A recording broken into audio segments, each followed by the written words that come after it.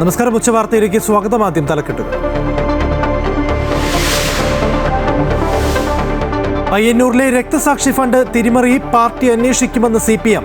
വിഷയം പാർട്ടി കാര്യം മാത്രം. ആരോപണം ഉന്നയിച്ച കുഞ്ഞികൃഷ്ണനെതിരെ ആവശ്യമെങ്കിൽ നടപടിയെടുക്കുമെന്നും MP ഗോവിന്ദൻ. അന്വേഷണം നടന്നില്ലെങ്കിൽ നിയമപരമായി മുന്നോട്ടു പോകുമെന്ന് കോൺഗ്രസ്. വിവാദങ്ങൾക്കിടെ CPM ജില്ലാ നേതൃയോഗങ്ങൾ ഇന്നും നാളെയും.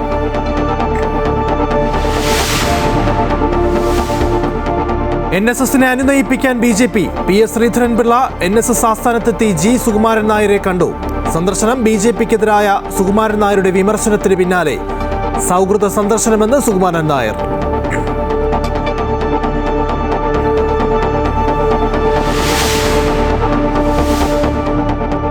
ഇന്ത്യ യൂറോപ്യൻ യൂണിയൻ വ്യാപാര കരാറിൽ പ്രതീക്ഷ പങ്കുവച്ച പ്രധാനമന്ത്രി. ഇന്ത്യയിലെ പുതിയ തലമുറയ്ക്ക് നിരവധി അവസരങ്ങൾ ലഭിക്കുമെന്ന് നരേന്ദ്രമോദി. യൂറോപ്യൻ യൂണിയൻ നേതാക്കളുമായി ഇന്ന് വിദേശകാര്യമന്ത്രി S ജയശങ്കർ ചർച്ച നടത്തും. പ്രധാനമന്ത്രിയുമായുള്ള കൂടിക്കാഴ്ച ചൊവ്വാഴ്ച.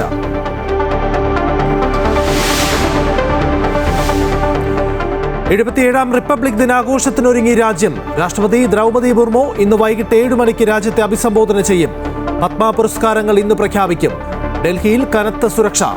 രാഷ്ട്രപതിയുടെ പോലീസ് മെഡലുകൾ പ്രഖ്യാപിച്ചു. സംസ്ഥാനത്ത് സ്തുത്യർഹ്യ സേവനത്തിന് 10 പേർക്ക് പുരസ്കാരം.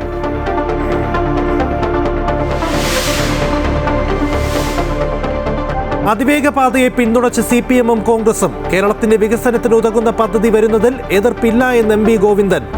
വ്യക്തമായ ഒരു നിർദ്ദേശം സർക്കാരിന് മുന്നിൽ വന്നിട്ടില്ലെന്ന് മന്ത്രി K രാജൻ. പുതിയ പദ്ധതിയെ സ്വാഗതം ചെയ്യുന്നുവെന്ന് VD സതീശൻ.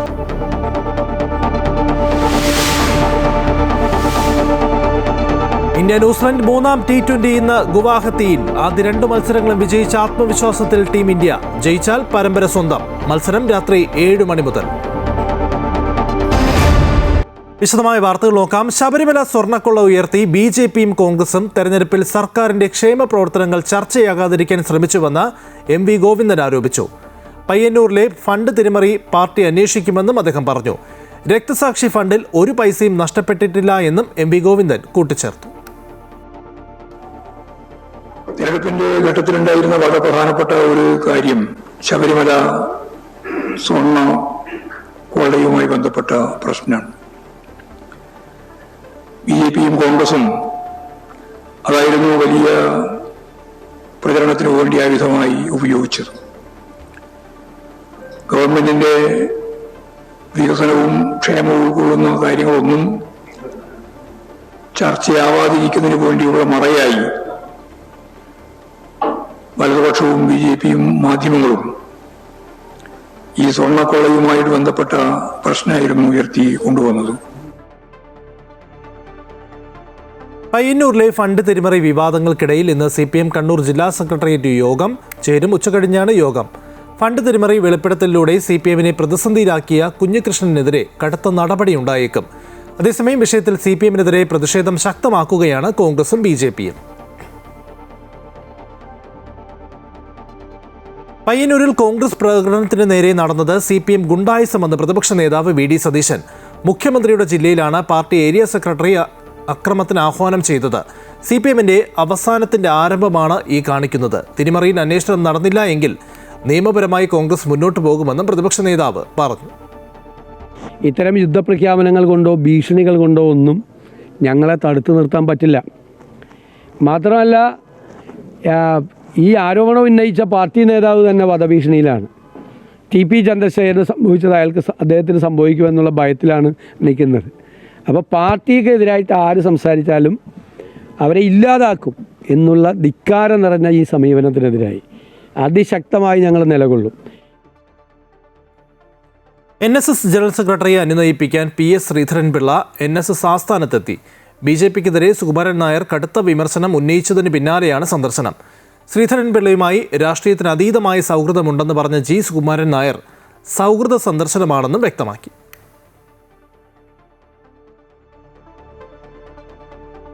മഹാപഞ്ചായത്തിലേറ്റ അവഗണനയിൽ കടുത്ത അതൃപ്തിയിലുള്ള ശശി തരൂരിനെ അനുനയിപ്പിക്കാൻ കോൺഗ്രസ്. രാഹുൽ ഗാന്ധി തന്നെ തരൂറുമായി സംസാരിച്ചേക്കും. തരൂരിനെ പിണക്കി നിർത്തുന്നത് ശരിയല്ല എന്ന സന്ദേശം നേതാക്കൾ രാഹുലിന് നൽകിയെന്നാണ് സൂചന. പാർലമെന്റ് സമ്മേളനത്തിന് മുൻപ് തന്നെ പിണക്കം തീർക്കാനാണ് ശ്രമം. രാഹുൽ തന്നെ സംസാരിക്കണമെന്ന നിർദ്ദേശം മറ്റു നേതാക്കൾ മുൻപോട്ട് വെച്ചിരിക്കുകയാണ്. ഹൈക്കമാൻഡ് യോഗത്തിൽ തരൂർ പങ്കെടുത്തിരുന്നുവെങ്കിൽ രാഹുൽ സംസാരിക്കുമായിരുന്നു എന്ന് AICC നേതാക്കൾ വ്യക്തമാക്കി. പുനർജനി പദ്ധതിയിലെ പുതിയ വീടിന്റെ നിർമ്മാണത്തിന് തറക്കല്ലിട്ട് പ്രതിപക്ഷ നേതാവ് VD സതീശൻ. പുനർജനി പദ്ധതിയിൽ CBI അന്വേഷണ ശുപാർശ നിലനിൽക്കവെയാണ് പദ്ധതിയുമായി പ്രതിപക്ഷ നേതാവ് മുന്നോട്ടു പോകുന്നത്. ഏത് അന്വേഷണത്തെയും നേരിടാൻ തയ്യാറാണെന്നും മണപ്പാട്ട് ഫൗണ്ടേഷനുമായി ബന്ധപ്പെട്ട് നടത്തിയ പ്രവർത്തനങ്ങളുടെ കണക്കുകൾ കൈവശമുണ്ട് എന്നും VD സതീശൻ പറഞ്ഞു. നിയമസഭാ തിരഞ്ഞെടുപ്പ് പടിവാതിക്കലെത്തി നിൽക്കെ പുനർജനി പദ്ധതിയിൽ പ്രതിപക്ഷ നേതാവിനെതിരെ ഇടതുപക്ഷം നിലപാട് ശക്തമാക്കുമ്പോൾ ആരോപണങ്ങളെ തള്ളി അന്വേഷണത്തെ സ്വാഗതം ചെയ്ത് മുന്നോട്ട് പോവുകയാണ് പ്രതിപക്ഷ നേതാവ്. പദ്ധതിയിൽ നിന്ന് പിന്നോട്ട് പോകില്ലെന്ന് ആവർത്തിച്ച പ്രതിപക്ഷ നേതാവ് VD സതീശൻ പുതിയ വീടിന്റെ ശിലാസ്ഥാപനത്തിന് തുടക്കം കുറിച്ചു. പറവൂർ പറയകാട് സ്വദേശി ഗോപികയ്ക്കും കുടുംബത്തിനുമാണ് പുതിയ വീട് ഉയരുന്നത്. ആരോപണങ്ങളുടെ പേരിൽ പദ്ധതിയിൽ നിന്ന് പിന്നോട്ട് പോകില്ലെന്നും ഏത് അന്വേഷണത്തെ നേരിടാൻ സന്നദ്ധനാണെന്നും പ്രതിപക്ഷ നേതാവ് പറഞ്ഞു. മണപ്പാട്ട് ഫൗണ്ടേഷനുമായി ബന്ധപ്പെട്ട് നടത്തിയ നിർമ്മാണ പ്രവർത്തനങ്ങളുടെ കണക്കുകൾ കൈവശമുണ്ടെന്നും വിജിലൻസിന് കണക്കുകൾ നൽകിയതാണെന്നും അദ്ദേഹം പറഞ്ഞു. വിജിലൻസ് വിശദമായ അന്വേഷണം നടത്തി ഒരു തെളിവില്ല എന്നും പറഞ്ഞു. ഇപ്പോൾ രണ്ടാമത് വീണ്ടും വിജിലൻസ് അന്വേഷണം, അത് പ്രതിപക്ഷ നേതാവായപ്പോഴുള്ള പ്രശ്നമാണ്. അപ്പോൾ വീണ്ടും നടത്തി കഴിഞ്ഞപ്പോഴും രണ്ട് കാര്യത്തിലും ഒരു അഴിമതിയും നടന്നിട്ടില്ല എന്നും ഒരു FCRA ആക്ടിൻ്റെ വയലേഷൻ ഇല്ല എന്നും വിജിലൻസ് ഡയറക്ടർമാർ തന്നെ റിപ്പോർട്ട് കൊടുത്തിട്ടുണ്ട്. ഇനി ഇതൊന്നും പോരാ, CBI തന്നെ, ഞാൻ തന്നെയാണല്ലോ നിയമസഭയിൽ വിജിലൻസ് അന്വേഷിക്കട്ടെ എന്ന് പറഞ്ഞത്. ഇനി ഇതൊന്നും പോരാ, CBI അന്വേഷിക്കണം. CBI അന്വേഷിച്ചോട്ടെ, എനിക്ക് യാതൊരു വിരോധമില്ല. പുനർജനി പദ്ധതിയുമായി ബന്ധപ്പെട്ട വിദേശത്ത് നിന്ന് പണം സമാഹരിച്ചതിൽ ചട്ടലംഘനം ഉണ്ടായിട്ടുണ്ടെന്ന് ഉയർത്തിക്കാട്ടിയാണ് പരാതി വന്നത്. പരാതി വിജിലൻസ് പരിശോധിച്ചുവെങ്കിലും തുടർ നടപടികൾ കാര്യമായി ആദ്യഘട്ടത്തിൽ മുന്നോട്ട് പോയില്ല. എന്നാൽ വിദേശ സംഭാവനാ ചട്ടത്തിന്റെ ലംഘനം പരിശോധിക്കണമെന്ന ശുപാർശ കഴിഞ്ഞ വർഷം മുഖ്യമന്ത്രിക്ക് കൈമാറി. വിഷയത്തിൽ CBI അന്വേഷണത്തിന് വിജിലൻസ് ശുപാർശ ചെയ്തു. എന്നാൽ ഇതുവരെ സർക്കാർ ഇക്കാര്യത്തിൽ നയപരമായ തീരുമാനം എടുത്തിട്ടില്ല എങ്കിലും തിരഞ്ഞെടുപ്പ് അടുത്തിരിക്കുന്ന പശ്ചാത്തലത്തിലുള്ള രാഷ്ട്രീയ നീക്കമായി വിലയിരുത്തി പ്രതിരോധം തീർക്കുകയാണ് പ്രതിപക്ഷ നേതാവും UDF-ഉം. അമൃത ന്യൂസ്, കൊച്ചി. ശബരിമല സ്വർണ്ണക്കൊള്ളയിൽ പ്രത്യേക അന്വേഷണ സംഘത്തിന്മേൽ സമ്മർദ്ദമുണ്ടെന്ന പ്രതിപക്ഷ ആരോപണം ശരിയെന്ന് പ്രതിപക്ഷ നേതാവ് VD സതീശൻ. നഷ്ടപ്പെട്ട സ്വർണം കണ്ടെത്താൻ ഇതുവരെയും കഴിഞ്ഞിട്ടില്ല. ഈ സാഹചര്യത്തിൽ ജയിലിൽ ഉള്ളവർ പുറത്തിറങ്ങിയാൽ തെളിവുകൾ നശിപ്പിക്കുമെന്നും സ്വർണം കണ്ടെത്താൻ കഴിയില്ല എന്നും പ്രതിപക്ഷ നേതാവ് പറവൂരിൽ പറഞ്ഞു. SIT അതിൽ ഒരുപാട് പാളിച്ചകൾ വരുത്തിയിട്ടുണ്ട്. കാരണം 90 ദിവസത്തിനുള്ളിൽ ചാർജ് ഷീറ്റ് കൊടുത്തില്ലെങ്കിൽ സ്റ്റാറ്റ്യൂട്ടറി ആയിട്ടുള്ള ജാമ്യം കിട്ടും. സ്റ്റാറ്റ്യൂട്ടറി ആയിട്ടുള്ള ജാമ്യം ഇപ്പോൾ കിട്ടി, ഇപ്പോൾ ഉണ്ണികൃഷ്ണൻ പോയിട്ട് വരെ പുറത്തിറങ്ങും. അതിന് അർത്ഥം SITയുടെ മീതെ ഈ പ്രതികളെല്ലാം പുറത്തിറങ്ങുന്നതിന് വേണ്ടി സർക്കാരിൻ്റെ ഒരു സമ്മർദ്ദം ഉണ്ട് എന്നുള്ള ഞങ്ങളുടെ ആരോപണം ശരിവയ്ക്കുന്നതാണ്. ഇല്ലെങ്കിൽ ഇടക്കാല ഇതുകൂടി കൊടുക്കാമായിരുന്നു, ചാർജ് ഷീറ്റ് കൊടുക്കാമായിരുന്നു, കുറ്റപത്രം കൊടുക്കാമായിരുന്നു. അതുപോലും കൊടുത്തിട്ടില്ല. ഇവർ പുറത്തിറങ്ങിയാൽ ഇപ്പോഴുള്ള പ്രശ്നം എന്താ? ഈ സ്വർണ്ണം എങ്ങോട്ടാണ് കൊണ്ടുപോയത്, ഈ ദ്വാരപാലക ശില്പം എവിടെയാണ് വിറ്റതെന്നുള്ളതിൻ്റെ എവിഡൻസ് ഒന്നും ഇതുവരെ കിട്ടിയിട്ടില്ല. ഇവർ പുറത്തു വന്നാൽ ഇവരിത് നശിപ്പിക്കൂലേ? തെളിവുകൾ നശിപ്പിക്കും പുറത്തു വന്നാൽ. കേരളത്തിന് അതിവേഗ റെയിൽ വേണമെന്ന് പ്രതിപക്ഷ നേതാവ് VD സതീശൻ പുതിയ പദ്ധതി നിർദ്ദേശത്തെ സ്വാഗതം ചെയ്യുന്നു. സിൽവർ ലൈനെ എതിർത്തത് പാരിസ്ഥിതിക പ്രശ്നമുണ്ടാകുമെന്നതുകൊണ്ട് തന്നെയാണ്. സിൽവർ ലൈൻ തട്ടിക്കൂട്ട് പദ്ധതിയാണെന്ന് പഠനത്തിലൂടെ മനസ്സിലാക്കിയെന്നും പ്രതിപക്ഷ നേതാവ് പറഞ്ഞു. എന്തായാലും ഒരു അതിവേഗ റെയിൽ വരട്ടെ. നമ്മൾ സിൽവർ ലൈനെ എതിർത്തത് ഒന്ന് പാരിസ്ഥിതികമായ വിഷയങ്ങളുടെ പേരിലും ഒന്ന് സാമ്പത്തികമായ വിഷയങ്ങളുടെ പേരിലും പ്രോപ്പറായിട്ടുള്ളൊരു DPR ഉണ്ടായില്ല എന്നുള്ളതാണ്. അതിനർത്ഥം കേരളത്തിൽ വേഗത്തിൽ സഞ്ചരിക്കുന്ന ട്രെയിൻ വേണ്ടാന്നുള്ളതല്ല. ഓൾട്ടർനേറ്റീവ് ബദലുകൾ പരിശോധിക്കട്ടെ. അതിനെന്താ ഇപ്പോൾ ഇലക്ഷൻ ആയതുകൊണ്ടൊന്ന് ആളുകളെല്ലാം ഇവർ റെയിൽ കൊണ്ടുവരാൻ പോകണമെന്ന് പറഞ്ഞ് ഇവർക്ക് വോട്ട് ചെയ്യാൻ പോകണ്ട, അതൊന്നുമില്ല. അതിവേഗ റെയിൽ വരട്ടെ, അതിൻ്റെ പ്രപ്പോസൽ വരട്ടെ, അതിൻ്റെ DPR തയ്യാറാക്കട്ടെ. ഞങ്ങൾ പറഞ്ഞ പോയിൻ്റ് ക്ലൈമറ്റ് ചേഞ്ച്, കാലാവസ്ഥാ വ്യതിയാനം വളരെ പ്രധാനപ്പെട്ട ഘടകമായതിനു ശേഷം കേരളത്തിൽ അത്തരം പദ്ധതികൾ വരുമ്പോൾ എൻവയൺമെൻറ്റ് ഇമ്പാക്റ്റ് സ്റ്റഡി വേണം. ഇങ്ങനെ 30 അടി ഉയരത്തിലേക്ക് എംബാങ്ക്മെൻ്റൊക്കെ പണിഞ്ഞു വെച്ചാൽ കേരളം ഇവിടെ പോകും. അത് അംഗീകരിക്കപ്പെട്ടില്ല. ഞങ്ങൾ നന്നായിട്ട് പഠിച്ചിട്ടാണ് UDF-ൻ്റെ സബ് കമ്മിറ്റി വളരെ വിശദമായ വിദഗ്ധരുമായി പഠനം നടത്തിയതിന് ശേഷമാണത്. പ്രാക്ടിക്കലല്ല. അതിവേഗ റെയിൽവേയുമായി ബന്ധപ്പെട്ട് സർക്കാർ നേരത്തെ തന്നെ ഒരു ആശയം പ്രഖ്യാപിച്ചിരുന്നുവെന്ന് മന്ത്രി K. രാജൻ. ആ ആശയത്തോട് വിവിധ തലങ്ങളിലുള്ള പ്രതികരണങ്ങളുണ്ടായി. E. ശ്രീധരൻ്റെയും അത്തരമൊരു പ്രതികരണമാണ്. വ്യക്തമായ ഒരു നിർദ്ദേശം സർക്കാരിന് മുന്നിൽ വന്നിട്ടില്ല. കേരളത്തിന് അതിവേഗത്തിൽ സഞ്ചരിക്കാൻ ഒരു പാത വേണം എന്ന കാര്യത്തിൽ ആർക്കും തർക്കമില്ല എന്ന് മന്ത്രി K. രാജൻ തൃശ്ശൂരിൽ പറഞ്ഞു. ഞങ്ങളിത് ഓൺ ചെയ്തു. നേരത്തെ ഈ ആശയം ഞങ്ങൾ മുന്നോട്ട് വെച്ചു. ഈ ആശയത്തെക്കുറിച്ച് വ്യത്യസ്തങ്ങളായ പ്രതികരണങ്ങൾ കേരള രാഷ്ട്രീയത്തിലുണ്ടായി. സിൽവർ ലൈനുമായിട്ട് ഇപ്പോൾ മുന്നോട്ട് പോകുന്നില്ല എന്ന് ഞങ്ങൾ നേരത്തെ പ്രഖ്യാപിച്ചു. പക്ഷേ അതിവേഗത്തിൽ യാത്ര ചെയ്യാനുള്ളൊരു സൗകര്യം ഉണ്ടാകണം എന്ന കാര്യത്തിൽ രണ്ടഭിപ്രായം കേരളത്തിലെ ഗവൺമെൻറ്റിനില്ല. ഞങ്ങളും ചില ആശയങ്ങൾ ഉന്നയിക്കപ്പെട്ടിട്ടുണ്ട്. അന്തരീക്ഷത്തിൽ ചില പുതിയ ആശയങ്ങൾ ഉന്നയിക്കപ്പെടുന്നുണ്ട്. ആശയങ്ങളെല്ലാം കൂടി വരട്ടെ. ഈ അതിവേഗത്തിൽ എത്തണം എന്ന കേരള ജനതയുടെ സ്വപ്നം ഏറ്റവും കുറഞ്ഞ പാരിസ്ഥിതിക ആഘാതങ്ങളും ഏറ്റവും കുറഞ്ഞ പ്രയാസങ്ങളും ഉള്ള വിധത്തിൽ നടപ്പിലാക്കണം. വ്യത്യസ്തങ്ങളായിട്ടുള്ള വിഷയങ്ങൾ ഞങ്ങളുടെ മുമ്പിൽ വന്നിട്ടുണ്ട്. കോൺക്രീറ്റ് ആയ ഒരു തീരുമാനത്തിലേക്ക് പോയിട്ടില്ല. അദ്ദേഹത്തിൻ്റെ അഭിപ്രായം കോൺക്രീറ്റ് ആയിട്ട് വരട്ടെ, അപ്പോൾ അതിനെക്കുറിച്ച് പരിശോധിക്കാം. വയനാട്ടിലെ ഡെപ്യൂട്ടി കളക്ടർ ഗീതയ്ക്കെതിരായ നടപടിയിൽ പ്രതികരിച്ച് മന്ത്രി കെ രാജൻ. ഗീതയ്ക്കെതിരായത് വകുപ്പ് തല നടപടിയല്ല, ഒരു പരാതി വന്നു, പരാതിയുടെ അടിസ്ഥാനത്തിൽ അന്വേഷണ വിധേയമായി സസ്പെൻഡ് ചെയ്യുകയാണ് ചെയ്തത്. അപേക്ഷ പരിഗണിക്കുന്നതിൽ ബോധപൂർവമായ കാലതാമസം ഉണ്ടായിട്ടുണ്ട് എന്ന് മനസ്സിലായി. വിശദമായ അന്വേഷണത്തിന് ശേഷമായിരിക്കും തുടർ നടപടികൾ സ്വീകരിക്കുക എന്നും മന്ത്രി കെ രാജൻ പറഞ്ഞു. നമ്മളൊരു ഡെപ്യൂട്ടി കളക്ടറെ നടപടിയൊന്നും എടുക്കുകയല്ല ചെയ്തിട്ടുള്ളത്. അന്വേഷണ വിധേയമായി ഒരു ആരോപണം കിട്ടിയപ്പോൾ പ്രാഥമികമായിട്ട് ആരോപണം അന്വേഷിക്കുക ഉള്ള ഒരിട വന്നപ്പോൾ ഓൺലൈൻ രേഖകൾ പ്രകാരം കുറച്ച് ബോധപൂർവമായിട്ടുള്ള ഡിലേ ഈ കാര്യത്തിൽ ഉണ്ടായതായിട്ട് തോന്നുന്ന ഒരു വിഷയമാണ്. നേരത്തെ ഫോം നമ്പർ 5-ൻ്റെ സാങ്ഷനുമായി ബന്ധപ്പെട്ട് ഹൈക്കോടതി തന്നെ കോൺക്രീറ്റ് ആയിട്ടൊരു ഓർഡർ പറഞ്ഞതാണ്. അതിനുശേഷം 6ലേക്ക് കടന്നു. അതിൻ്റെ നടപടിക്രമങ്ങൾ നോക്കിയപ്പോൾ പല തരത്തിലുള്ള റെക്കമെൻഡേഷൻ ഉണ്ടായിട്ടും ബോധപൂർവമായിട്ടുള്ള ഡിലേ ഉണ്ടായതായി തോന്നി. ഇന്ത്യ യൂറോപ്യൻ യൂണിയൻ വ്യാപാര കരാറിൽ പ്രതീക്ഷ പങ്കുവച്ച് പ്രധാനമന്ത്രി. ഇന്ത്യയിലെ പുതിയ തലമുറയ്ക്ക് നിരവധി അവസരങ്ങൾ ലഭിക്കുമെന്ന് നരേന്ദ്രമോദി പറഞ്ഞു. ലോകത്തെ ഏറ്റവും വലിയ വ്യാപാര കരാറാകും ഇന്ത്യയുമായി ഒപ്പുവയ്ക്കുക എന്ന് യൂറോപ്യൻ യൂണിയൻ അറിയിച്ചിട്ടുണ്ട്. European Union commission president Ursula von der Leyen, European council president Antonio Costa എന്നിവരാണ് റിപ്പബ്ലിക് ദിനത്തിൽ പ്രത്യേക അതിഥികളായി പങ്കെടുക്കുന്നത്. ചൊവ്വാഴ്ച ഇരുവരും പ്രധാനമന്ത്രിയുമായി നടത്തുന്ന കൂടിക്കാഴ്ചയ്ക്ക് ശേഷം ഇന്ത്യ യൂറോപ്യൻ യൂണിയൻ സ്വതന്ത്ര വ്യാപാര കരാറിൽ ഒപ്പുവയ്ക്കും. എല്ലാ കരാറുകളുടെയും മാതാവ് എന്നാണ് ഉർസുല വോൺ ഡയർ ഇന്ത്യയുമായുള്ള കരാറിനെ വിശേഷിപ്പിച്ചത്. 77ാമത് റിപ്പബ്ലിക് ദിന ആഘോഷത്തിനൊരുങ്ങി രാജ്യം. കനത്ത സുരക്ഷാ വലയത്തിലാണ് രാജ്യ തലസ്ഥാനം. European council president Antonio Costa, European Union commission president Ursula von der Leyen എന്നിവരാണ് റിപ്പബ്ലിക് ദിനാഘോഷത്തിലെ മുഖ്യാതിഥികൾ. രാഷ്ട്രപതി ദ്രൗപദി മുർമു ഇന്ന് വൈകിട്ട് 7 മണിക്ക് രാജ്യത്തെ അഭിസംബോധന ചെയ്യും. പത്മ പുരസ്കാരങ്ങളും ഇന്ന് പ്രഖ്യാപിക്കും.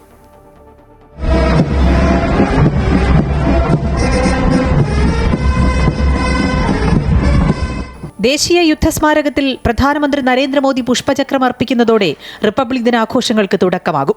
77ാമത് റിപ്പബ്ലിക് ദിന പരേഡിനായുള്ള എല്ലാ ഒരുക്കങ്ങളും കർത്തവ്യപഥിൽ പൂർത്തിയായി. വന്ദേമാതരത്തിന്റെ 150 വർഷങ്ങൾ എന്നതാണ് ഈ വർഷത്തെ പരേഡിന്റെ പ്രമേയം. പതിവ് പരേഡുകളിൽ നിന്നും വ്യത്യസ്തമായി ഇന്ത്യൻ സൈന്യത്തിനൊപ്പം പ്രവർത്തിക്കുന്ന മൃഗസേന ആദ്യമായി പരേഡിൽ അണിനിരക്കും. സംസ്ഥാനങ്ങളിലും കേന്ദ്രഭരണ പ്രദേശങ്ങളിൽ നിന്നുമായി 17ഉം വിവിധ മന്ത്രാലയങ്ങളിൽ നിന്നുള്ള 13 നിശ്ചല ദൃശ്യങ്ങൾ പരേഡിൽ അണിനിരക്കും. ഇന്ത്യ പുതുതായി രൂപീകരിച്ച ഭൈരവ് ലൈറ്റ് കമാൻഡോ ബറ്റാലിയനും പരേഡിന്റെ ഭാഗമാകും. പെഹൽഗാം ആക്രമണത്തിൽ പാകിസ്ഥാന് വിറപ്പിച്ച ഫൈറ്റർ ജെറ്റുകളുടെ അഭ്യാസ പ്രകടനം പരേഡിന് മാറ്റുകൂട്ടും. 2500 കലാകാരന്മാർ കർത്തവ്യപഥിലെ പരിപാടികളിൽ പങ്കെടുക്കുന്നുണ്ട്. സ്വതന്ത്രതാ കാ മന്ത്ര് വന്ദേ മാതരം, സമൃദ്ധി കാ മന്ത്ര് ആത്മനിർഭർ ഭാരത് എന്നതാണ് ഇത്തവണത്തെ പരിപാടികളുടെ പ്രമേയം. ചെങ്കോട്ടയിൽ നടന്ന സ്ഫോടനത്തിന്റെ പശ്ചാത്തലത്തിൽ പഴുതടച്ച സുരക്ഷയാണ് ആഘോഷങ്ങളുടെ ഭാഗമായി ഒരുക്കിയിരിക്കുന്നത്. ഓപ്പറേഷൻ സിന്ധൂറിന് ശേഷമുള്ള ആദ്യത്തെ റിപ്പബ്ലിക് ദിനമാണ് നാളെ. News desk Amrita TV. രാഷ്ട്രപതിയുടെ പോലീസ് മെഡലുകൾ പ്രഖ്യാപിച്ചു. കേരള പോലീസിൽ നിന്നും SP ഷാനവാസ് അബ്ദുൾ സാഹിബിന് വിശിഷ്ട സേവനത്തിനുള്ള മെഡൽ ലഭിച്ചു. കേരള ഫയർ സർവീസിൽ നിന്നും രാജേന്ദ്രനാഥിന് വിശിഷ്ട സേവനത്തിനുള്ള മെഡലും ലഭിച്ചു. സുദീർഘ സേവനത്തിന് കേരളത്തിൽ നിന്നുള്ള 10 പോലീസ് ഉദ്യോഗസ്ഥർക്കും കേരള ഫയർഫോഴ്സിലെ 3 ഉദ്യോഗസ്ഥർക്കും ജയിൽ വകുപ്പിലെ 4 ഉദ്യോഗസ്ഥർക്കും മെഡൽ ലഭിച്ചു. ആഭ്യന്തര മന്ത്രാലയത്തിലെ ജോയിന്റ് ഡയറക്ടർമാരായ IB റാണി, KV ശ്രീജേഷ് എന്നിവർക്ക് വിശിഷ്ട സേവനത്തിനുള്ള മെഡൽ ലഭിച്ചു. ആകെ 928 പേർക്കാണ് മെഡൽ ലഭിച്ചത്. 2024 സംസ്ഥാന ചലച്ചിത്ര പുരസ്കാര വിതരണം ഇന്ന് വൈകിട്ട് തിരുവനന്തപുരം നിശാഗന്ധി ഓഡിറ്റോറിയത്തിൽ നടക്കുന്ന ചടങ്ങിൽ മുഖ്യമന്ത്രി പിണറായി വിജയൻ പുരസ്കാരങ്ങൾ വിതരണം ചെയ്യും. മന്ത്രി സജി ചെറിയാൻ അധ്യക്ഷനാകും.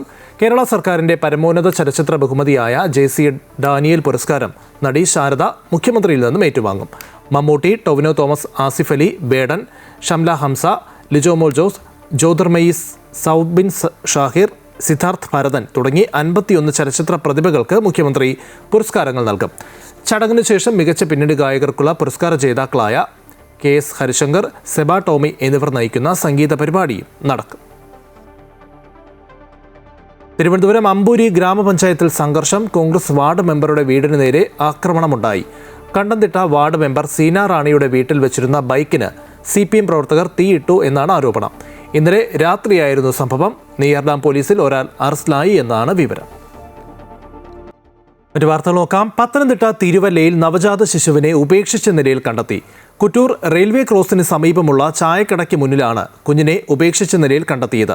കടയുടമ രാവിലെ കട തുറക്കാൻ വന്നപ്പോഴായിരുന്നു കുഞ്ഞിനെ കണ്ടത്. പിന്നീട് തിരുവല്ല പോലീസ് സ്ഥലത്തെത്തി കുഞ്ഞിനെ തിരുവല്ല താലൂക്ക് ആശുപത്രിയിലേക്ക് മാറ്റി. കുഞ്ഞിന്റെ ആരോഗ്യനില തൃപ്തികരമാണെന്ന് ആശുപത്രി അധികൃതർ അറിയിച്ചു. കട തുറക്കാനായിട്ട് ലൈറ്റ് ഇട്ട് കഴിഞ്ഞപ്പോഴത്തേന് കൊച്ചിൻ്റെ ഒരു ചെറിയ കരച്ചിൽ കേട്ടോട്ട് ഞാൻ നോക്കുമ്പോൾ ഒരു കുഞ്ഞ് ആരാ എന്താ എപ്പോഴാണെന്ന് നമ്മൾ അറിഞ്ഞു. ഞാൻ 5 മണി ആകുമ്പോഴാണ് ഇത് സാധാരണ തുറക്കാറ്. തിരുവല്ല കുറ്റൂർ റെയിൽവേ ക്രോസിന് സമീപമുള്ള ചായക്കടയ്ക്ക് മുന്നിലാണ് സംഭവം. പുലർച്ചെ കട തുറക്കാനെത്തിയ ഉടമ ജയരാജനാണ് വീട്ടുമുറ്റത്തെ തട്ടുകടയുടെ മുൻവശത്ത് ഉപേക്ഷിക്കപ്പെട്ട നിലയിൽ കുഞ്ഞിനെ കണ്ടത്. ഈ സമയം കുഞ്ഞ് ഞരങ്ങുന്നുണ്ടായിരുന്നു. ഉടൻ തന്നെ സമീപവാസികളെ വിവരമറിയിച്ചു.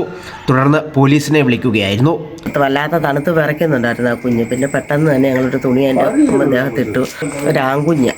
തിരുവല്ല പോലീസ് സ്ഥലത്തെത്തി കുഞ്ഞിനെ തിരുവല്ല താലൂക്ക് ആശുപത്രിയിലേക്ക് മാറ്റി. കുഞ്ഞിന് ആവശ്യമായ ചികിത്സയും പരിചരണവും ഉറപ്പാക്കി. കുഞ്ഞിൻ്റെ ആരോഗ്യനില തൃപ്തികരമാണ് എന്ന് ആശുപത്രി അധികൃതർ അറിയിച്ചു. ആരാണ് കുഞ്ഞിനെ സ്ഥലത്ത് ഉപേക്ഷിച്ചത് എന്നതിനെക്കുറിച്ച് പോലീസ് അന്വേഷണം ആരംഭിച്ചു. പ്രദേശത്തെ CCTV ദൃശ്യങ്ങൾ കേന്ദ്രീകരിച്ചാണ് നിലവിൽ അന്വേഷണം പുരോഗമിക്കുന്നത്. അമൃത ന്യൂസ്, പത്തനംതിട്ട. കേരള കുംഭമേളയുമായി ബന്ധപ്പെട്ട് 3 ട്രെയിനുകൾക്ക് തിരുനാവായയിൽ സ്റ്റോപ്പ് അനുവദിച്ചു. Thiruvananthapuram north Mangalapuram Antyodaya express, Kannur Thiruvananthapuram Janshatabdi express, Chennai Mangalapuram superfast express എന്നീ ട്രെയിനുകൾക്കാണ് സ്റ്റോപ്പ് അനുവദിച്ചത്. ചങ്ങനാശ്ശേരിയിലെ സ്വകാര്യ ആശുപത്രിയിൽ കന്യാസ്ത്രീയോട് ലൈംഗിക അതിക്രമം നടത്തിയയാൾ പിടിയിൽ.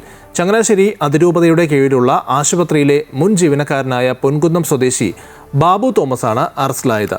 ഇയാൾ ഫോണിൽ അശ്ലീല സന്ദേശം അയച്ചെന്നും കയറിപ്പിടിക്കാൻ ശ്രമിച്ചു എന്നുമാണ് പരാതി. പരാതിക്ക് പിന്നാലെ പ്രതി രാജിവെച്ചെന്ന് സഭാ മാധ്യമ വിഭാഗം അറിയിച്ചു.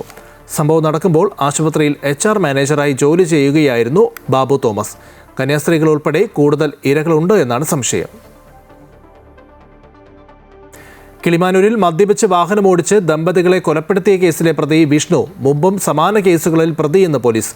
കയ്യേറ്റ സാധ്യത കണക്കിലെടുത്ത് പ്രതിയുമായി നടത്തേണ്ടിയിരുന്ന തെളിവെടുപ്പ് പോലീസ് വേണ്ടെന്ന് വെച്ചു. അപകട സമയം മറ്റാരും വാഹനത്തിൽ ഉണ്ടായിരുന്നില്ല എന്നാണ് പോലീസ് പറയുന്നത്. ഈ മാസം 4-ാം തീയതി കിളിമാനൂരിൽ നടന്ന വാഹനാപകടത്തിൽ ബൈക്കിൽ സഞ്ചരിച്ച ദമ്പതികൾ മരിച്ച സംഭവത്തിലെ മദ്യലഹരിയിൽ താർ ജീപ്പ് ഓടിച്ചിരുന്ന വിഷ്ണുവിനെ കഴിഞ്ഞ ദിവസമാണ് പോലീസ് നെയ്യാറ്റിൻകരയിൽ നിന്നും അറസ്റ്റ് ചെയ്തത്. കൊല്ലം സ്വദേശിയും വർക്ക്ഷോപ്പ് ഉടമയുമായ സുഹൃത്തുമൊന്നിച്ച് മദ്യപിച്ച ശേഷം വാളകത്തേക്ക് പോകുന്നതിനിടയിലാണ് അപകടമുണ്ടായത്. സമാനമായ രീതിയിൽ വെള്ളറട, വിഴിഞ്ഞം എന്നിവിടങ്ങളിൽ മദ്യപിച്ച് വാഹനമോടിച്ച് അപകടമുണ്ടാക്കിയതിൽ വിഷ്ണുവിനെതിരെ കേസുകൾ നിലനിൽക്കുന്നുണ്ട്. കിളിമാനൂരിൽ ഇടിച്ച വാഹനം പിന്നോട്ടെടുക്കുമ്പോഴാണ് സ്ത്രീയുടെ ശരീരത്തിൽ കൂടി കയറിയിറങ്ങിയത്. ആളൊഴിഞ്ഞ സ്ഥലത്ത് വാഹനമിട്ട ശേഷം രക്ഷപ്പെടാൻ ശ്രമിക്കുന്നതിനിടയിൽ നാട്ടുകാർ പിടികൂടി പോലീസിൽ ഏൽപ്പിക്കുകയായിരുന്നു. സ്ത്രീ മരിക്കാൻ സാധ്യതയുള്ളതിനാലാണ് സുഹൃത്തിൻ്റെ സഹായത്തോടെ തമിഴ്നാട്ടിലേക്ക് കടന്നത്. നാട്ടുകാർ പിടിച്ചു നൽകിയ പ്രതിയെ കിളിമാനൂർ സ്റ്റേഷനിൽ നിന്നും ജാമ്യത്തിൽ വിട്ടതിനു പിന്നിൽ രാഷ്ട്രീയ ഇടപെടൽ ഉണ്ടോ എന്നും സംശയമുണ്ട്. തലേദിവസം വൈകിട്ട് ക്രിക്കറ്റ് കളിക്കാൻ പോയപ്പോൾ ഒപ്പമുണ്ടായിരുന്ന സുഹൃത്തുക്കളായ പോലീസ്, ഫയർഫോഴ്സ് ജീവനക്കാരുടെ ID കാർഡുകൾ വണ്ടിയിൽ മറന്നുവെച്ചതാകാമെന്നാണ് വിഷ്ണുവിൻ്റെ മൊഴി. ഇരുവരെയും പോലീസ് നടത്തിയ ചോദ്യം ചെയ്യലിലും ഇവർ സ്ഥലത്തില്ലായിരുന്നുവെന്നാണ് കണ്ടെത്തൽ. അതേസമയം ജനരോക്ഷം ഭയന്ന് വിഷ്ണുവുമായി പോലീസ് തെളിവെടുപ്പ് നടത്തിയിട്ടില്ല. ഇയാളെ കസ്റ്റഡിയിൽ വാങ്ങി തെളിവെടുപ്പ് നടത്താനാണ് പോലീസിൻ്റെ തീരുമാനം. അമൃത ന്യൂസ്, തിരുവനന്തപുരം. കോട്ടയം ജില്ലയിൽ പുതുതായി ഒരു പോലീസ് സ്റ്റേഷൻ കൂടി. കല്ലറ പഞ്ചായത്തിലെ കളമ്പുകാടാണ് പുതിയ പോലീസ് സ്റ്റേഷൻ പ്രവർത്തനം ആരംഭിച്ചത്. മുഖ്യമന്ത്രി പിണറായി വിജയൻ ഓൺലൈനായി പോലീസ് സ്റ്റേഷന്റെ ഉദ്ഘാടനം നിർവഹിച്ചു. കടുത്തുരുത്തി, വൈക്കം പോലീസ് സ്റ്റേഷനുകളുടെ പരിധിയിൽ നിന്നുള്ള വിവിധ പ്രദേശങ്ങളാണ് കല്ലറ പോലീസ് സ്റ്റേഷൻ പരിധിയിൽ ഉൾപ്പെടുത്തിയിരിക്കുന്നത്. ദീർഘനാളുകളായുള്ള ജനപ്രതിനിധികളുടെയും നാട്ടുകാരുടെയും ആവശ്യത്തിനാണ് കല്ലറ പോലീസ് സ്റ്റേഷൻ യാഥാർത്ഥ്യമായതോടെ പരിഹാരമായിരിക്കുന്നത്.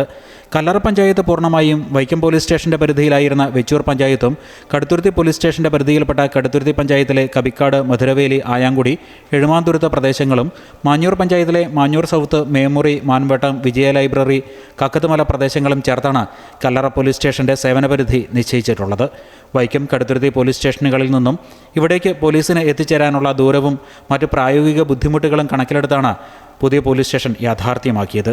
സ്റ്റേഷനായി 30 സെന്റ് സ്ഥലവും 2250 ചതുരശ്ര അടിയുള്ള 2 നില കെട്ടിടവും കല്ലറ പഞ്ചായത്ത് ആഭ്യന്തര വകുപ്പിന് വിട്ടു നൽകുകയായിരുന്നു. കെട്ടിടം വിപുലീകരിക്കുന്നതിനും സ്റ്റേഷനിലെ സൗകര്യങ്ങൾ ഒരുക്കുന്നതിനും CK ആശ MLAയുടെ പ്രാദേശിക വികസന ഫണ്ടിൽ നിന്ന് 36.5 ലക്ഷം രൂപയും അനുവദിച്ചിരുന്നു. വൈക്കം നിയോജകമണ്ഡലത്തിൽ മറ്റ് 3 പോലീസ് സ്റ്റേഷനുകൾ ഉണ്ടെങ്കിൽ പോലും ഇത് ആ പോലീസ് സ്റ്റേഷനിൽ നിന്ന് കുറച്ച് അകലത്തിൽ നിൽക്കുന്ന ഒരു സാഹചര്യമായിരുന്നു. കടുത്തുരുത്തി പോലീസ് സ്റ്റേഷൻ്റെ പരിധിയിൽ കൂടിയാണ് വരുന്നത്. ഇത് എങ്കിൽ തന്നെയും ഇത് അകലെയായിരുന്നു. അപ്പോൾ അത് ഈ ഒരു പോലീസ് സ്റ്റേഷൻ്റെ ഇന്നത്തെ പ്രവർത്തനം ആരംഭിക്കുന്നതോടുകൂടി മാറ്റം വരികയാണ്. SHOയെ കൂടാതെ 2 SIമാർ 2 ASIമാർ ഉൾപ്പെടെ 34 തസ്തികയാണ് ഇവിടെ സൃഷ്ടിച്ചിരിക്കുന്നത്. ഇതിൽ SHO ഒഴികെയുള്ളവരുടെ പോസ്റ്റിംഗ് പൂർത്തിയായി. ഒരു സബ് ഇൻസ്പെക്ടർ ഉൾപ്പെടെ 33 പോലീസ് ഉദ്യോഗസ്ഥരെ പോസ്റ്റ് ചെയ്തു. ഇനി ഇൻസ്പെക്ടർ പോസ്റ്റിംഗ് അടുത്ത ആഴ്ചയോട് കൂടിയിട്ട് DGPയുടെ ഉത്തരവ് പ്രകാരം ഇൻസ്പെക്ടർ പോസ്റ്റിംഗ് ആവും. അപ്പോൾ നിലവിൽ നമുക്ക് കല്ലറ, വെച്ചൂര്, മാഞ്ഞൂര്, മുട്ടുചിറ വില്ലേജുകളിലെ പ്രദേശങ്ങളാണ് ഈ പോലീസ് സ്റ്റേഷനിൽ ഉൾപ്പെടുത്തിയിരിക്കുന്നത്. Station house officer, sub inspector എന്നിവരുടെ മുറികൾ, ഓഫീസ് മുറികൾ, വിശ്രമ മുറി, ലോക്കപ്പ്, തൊണ്ടിമുതൽ സൂക്ഷിക്കുന്നതിനുള്ള മുറി, ശൗചാലയങ്ങൾ എന്നിവയടക്കമുള്ള സൗകര്യങ്ങൾ ഇവിടെ ഒരുക്കിയിട്ടുണ്ട്. മുഖ്യമന്ത്രി പിണറായി വിജയൻ ഓൺലൈനായി സ്റ്റേഷന്റെ ഉദ്ഘാടനം നിർവഹിച്ചു. അമൃത ന്യൂസ്, കോട്ടയം. ഗുരുവായൂർ ക്ഷേത്രത്തിൽ ഇന്ന് നടന്നത് 262 വിവാഹങ്ങൾ. ദർശനവും വിവാഹ ചടങ്ങുകളും സുഗമമായി നടത്താൻ ഗുരുവായൂർ ദേവസ്വം പ്രത്യേക ക്രമീകരണങ്ങൾ ഒരുക്കിയിരുന്നു. ഭക്തർക്ക് തടസ്സമില്ലാതെ ക്ഷേത്ര ദർശനത്തിന് വഴിയൊരുക്കി. പുലർച്ചെ 4 മണി മുതൽ തന്നെ വിവാഹ ചടങ്ങുകൾ ആരംഭിച്ചു. വിവാഹങ്ങൾക്കായി കൂടുതൽ മണ്ഡപങ്ങളും ഒരുക്കി.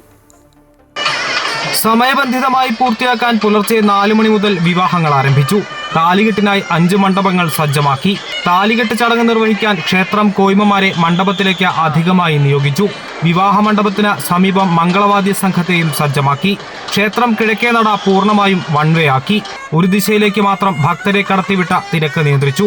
വരനും വധുവും അടങ്ങുന്ന വിവാഹ സംഘം നേരത്തെ എത്തി തെക്കേ നടയിലെ പുതിയ നടപ്പന്തലിലെ കൗണ്ടറിലെത്തി ടോക്കൺ വാങ്ങണം. ഇവർക്ക് ആ പന്തലിൽ വിശ്രമിക്കാം. താലികെട്ട് ചടങ്ങിന്റെ ഊഴമെത്തുമ്പോൾ ഇവരെ മേൽപ്പത്തൂർ ഓഡിറ്റോറിയത്തിൽ പ്രവേശിപ്പിക്കും. ഇത്തരത്തിലായിരുന്നു ക്രമീകരണം. തുടർന്ന് കിഴക്കേ നടയിലെ മണ്ഡപത്തിലെത്തി വിവാഹ ചടങ്ങ് നടത്താം. കല്യാണം കഴിഞ്ഞാൽ വിവാഹ സംഘം ക്ഷേത്രം തെക്കേ നട വഴി മടങ്ങിപ്പോകണം. കിഴക്കേ നട വഴി മടങ്ങാൻ അനുവദിക്കില്ല. വധൂവരന്മാർക്കൊപ്പം ഫോട്ടോഗ്രാഫർമാർ ഉൾപ്പെടെ 24 പേർക്ക് മണ്ഡപത്തിന് സമീപം പ്രവേശനം അനുവദിച്ചിട്ടുള്ളൂ. അഭൂതപൂർവമായ തിരക്ക് പ്രതീക്ഷിക്കുന്നതിനാലാണ് നിയന്ത്രണം. ദേവസ്വം മുന്നൊരുക്കങ്ങൾ നടത്തിയിട്ടുണ്ടായിരുന്നു. സുരക്ഷാ വിഭാഗം, പോലീസ്, ദേവസ്വത്തിലെ എല്ലാ അധികാരികളും ടീം വർക്കായിട്ട് നമ്മൾ നടത്തുന്ന കാരണം ഇപ്പോൾ കൂടുതൽ കല്യാണങ്ങൾ വന്നു കഴിഞ്ഞാലും നമുക്കൊരു നടത്താനുള്ള ഒരു അറേഞ്ച്മെന്റ് നമ്മളിവിടെ ചെയ്തിട്ടുണ്ട്. ക്ഷേത്രത്തിൽ ക്രമാതീതമായ ഭക്തജന തിരക്ക് പ്രതീക്ഷിക്കുന്നതിനാൽ ദർശനത്തിന് കൂടുതൽ സൗകര്യമൊരുക്കാൻ ക്ഷേത്രത്തിൽ പ്രദക്ഷിണം, അടിപ്രദക്ഷിണം, ശയന പ്രദക്ഷിണം എന്നിവ ഒഴിവാക്കിയിട്ടുണ്ട്. Amrita news, Thrissur. India New Zealand മൂന്നാം T20 ഇന്ന് ആദ്യ 2 മത്സരങ്ങൾ വിജയിച്ച ഇന്ത്യക്ക് ഇന്ന് വിജയം നേടാനായാൽ പരമ്പര സ്വന്തമാക്കാം. അതേസമയം ടീമിലെ സ്ഥാനം നിലനിർത്താൻ സഞ്ജു സാംസണ് ഇന്ന് മികച്ച പ്രകടനം തന്നെ നടത്തേണ്ടി വരും. രാത്രി 7 മണി മുതൽ ഗുവാഹത്തിയിലാണ് മത്സരം. ലോകകപ്പിൽ നിന്നും പിന്മാറാനാണ് പാകിസ്ഥാന്റെ തീരുമാനമെങ്കിൽ കടുത്ത നടപടികൾ നേരിടേണ്ടി വരുമെന്ന് PCBക്ക് ICCയുടെ അന്ത്യശാസനം. ടൂർണമെന്റിൽ നിന്നും പിന്മാറിയാൽ പാകിസ്ഥാനെ ക്രിക്കറ്റിൽ നിന്നും പൂർണ്ണമായും ഒറ്റപ്പെടുത്തുന്ന തരത്തിലേക്കുള്ള ഉപരോധങ്ങൾ ICC ഏർപ്പെടുത്തിയേക്കുമെന്നാണ് റിപ്പോർട്ട്. മറ്റംഗ രാജ്യങ്ങളുമായുള്ള പരമ്പരകൾക്ക് അനുമതി നൽകാതിരിക്കുക, അംഗരാജ്യങ്ങളിൽ നിന്നുള്ള കളിക്കാർക്ക് പാകിസ്ഥാൻ സൂപ്പർ ലീഗിൽ കളിക്കുന്നതിനുള്ള NOC നൽകാതിരിക്കുക, ഏഷ്യ കപ്പ് ഉൾപ്പെടെയുള്ള പ്രധാന ടൂർണമെന്റുകളിൽ നിന്നുള്ള വിലക്ക് ഉൾപ്പെടെയുള്ള നടപടികൾ സ്വീകരിച്ചേക്കാം എന്നാണ് റിപ്പോർട്ടുകൾ. ഇത്തരം ഉപരോധങ്ങൾ നടപ്പിൽ വന്നാൽ അത് PCBയുടെ വരുമാനത്തെ സാരമായി ബാധിക്കും.